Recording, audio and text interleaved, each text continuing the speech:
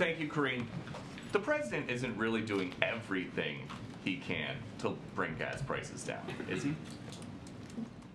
I feel like there's is there something else to the question? Oh, there's a lot to the question. Oh, okay. Well, for example, yeah. as you mentioned earlier, he's meeting today with people installing offshore wind equipment, but not oil and gas CEOs who are rarely ever in town, but they are today. So how did that help lower gas prices? Well, the president has done a, so let me step back for a second.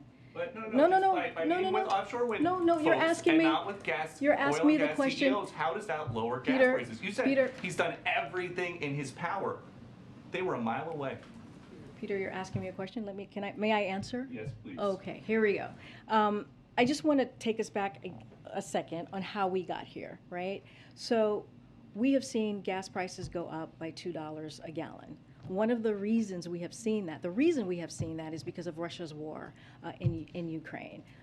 And once that happened, once we saw what that impact was going to be, the president took action. He took action. He made a historic choice to tap the Strategic Petroleum Reserve, 1 million barrels a day, and that was for 6 months. And that helped blunt the impact of what we're seeing right now with prices going up. So that matters. The ethanol 15 that the action that the president took, that matters because it's going to bring down gas prices in gas stations, over 1,000 gas stations across the country, including the Midwest. That matters. And so the president is trying to figure out and take steps in how we can bring the gas prices down. And we have a high level of oil production. So what we are asking the oil refinery companies to do is to take that production, turn it into refine that oil so that there is capacity. We are not at capacity right now, and it does matter that the Secretary of Energy, which is her purview, that is her portfolio, to meet with these oil execs, that she does on pretty regular basis. But your point was about how we got here. The president said, as a candidate, no more drilling on federal lands, no more drilling including offshore, no ability for the oil industry to continue to drill, period. Aren't some of those things that would bring the price of gas down now?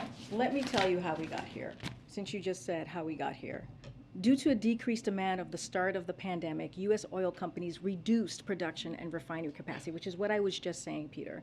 Refiners, for instance, cut their capacity by more than 800,000 barrels per day in the year before the president took office. Oil production is now back to near pre-pandemic levels. In fact, we produce more oil in the first year of the president's administration than in the first 2 years of the previous administration.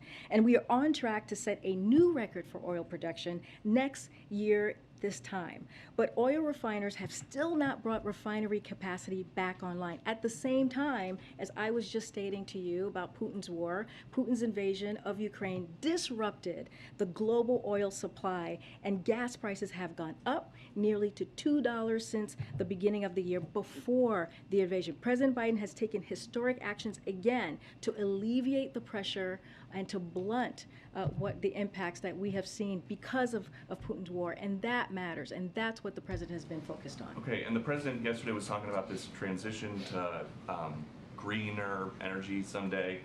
A lot of people can't afford a $60,000 electric car, and they also are having a hard time affording gas right now. That sounds like a painful transition, so how much of that kind of pain is the president okay with? No, that transition, we are in a transition to clean energy. That is something that is important.